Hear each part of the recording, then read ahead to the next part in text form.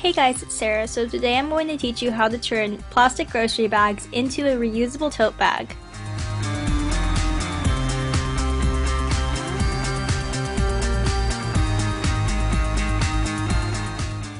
What you're going to need is parchment paper, scissors, an iron, and about 6 plastic grocery bags. The ones from Target work best because of the quality, but use whatever you have. So start with one bag and make sure it lays flat and cut off the bottom seam and the top handles.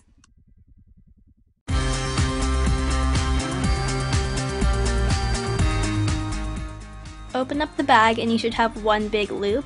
And for my bag, I'm only using the white side, which is still recycling most of it, and then cutting off the red printed part.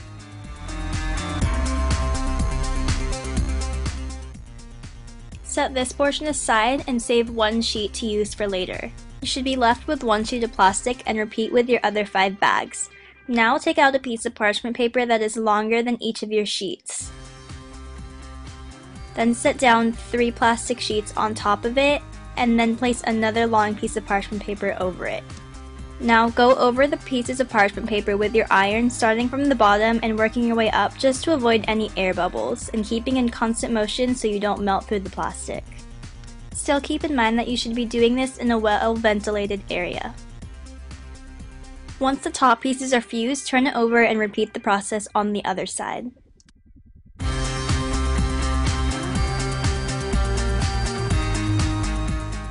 Now you should have one fused sheet of plastic, and then take another 3 sheets of unfused plastic in between your 2 pieces of parchment paper and repeat the same process. If you are planning to do this, please note that what you're seeing in this video is not the actual time of my ironing. I cut some clips out because they were repetitive and my clips are sped up about 200%.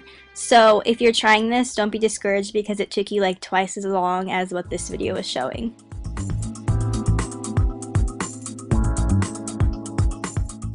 Now you should have 2 fused sheets of plastic, and on top of your parchment paper, set them side by side, grab the edges up together, and fold them over about 1 inch to create a seam.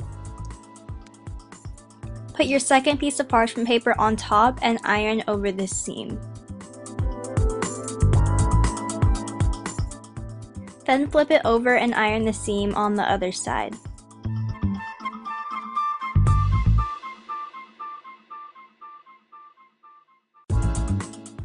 Take off the parchment paper, then once it's cooled, check to see if the seam is strong. Now fold your sheet in half so the fold is perpendicular to the seam that you have just created. Now I'm trimming the sides of my bags to about 1 inch or 2 larger than I want my actual bag to be because we are still going to create seams on the sides of the bag.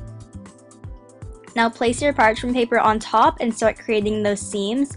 Only go about 1 inch or so into the bag, and I'm using the tip of my iron to create as straight of a line as possible.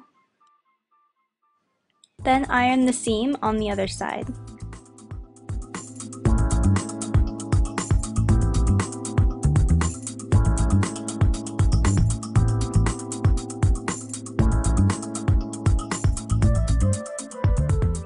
Once the seam is finished, turn it over and create a seam on the opposite side. Once both seams are done and strong, you should now have the body of your bag. Now take what you have and turn it inside out so all of the right sides are facing out with no seams.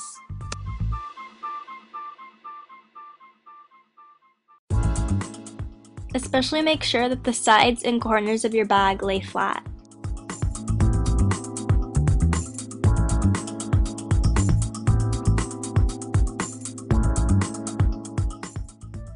Now take your scissors and cut across the top to create a straight top edge.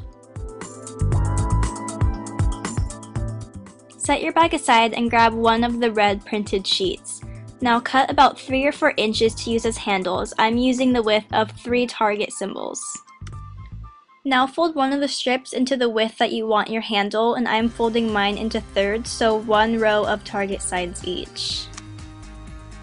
Place it in between your pieces of parchment paper and iron to fuse.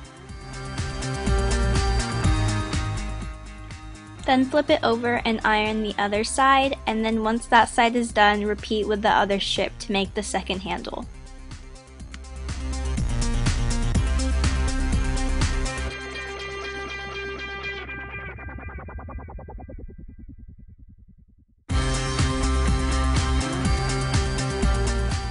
Now take a piece of parchment paper the width of your bag and slide it pretty deeply in.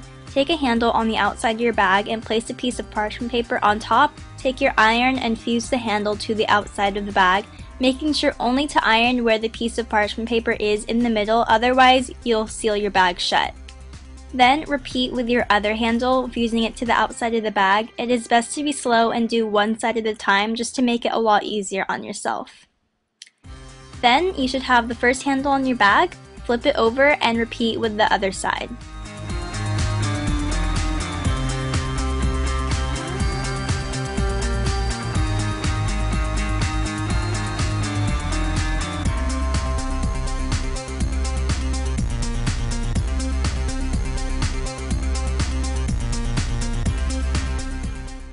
And now your bag is finished. I think that the Target labels add a bit of contrast to the bag and just make it a little more fun.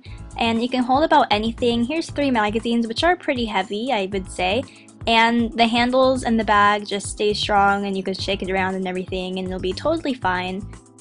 So there you go. Hopefully you enjoyed and you can follow me. If you tried this out, definitely post it as a video response or send me a picture, and I will see you guys later.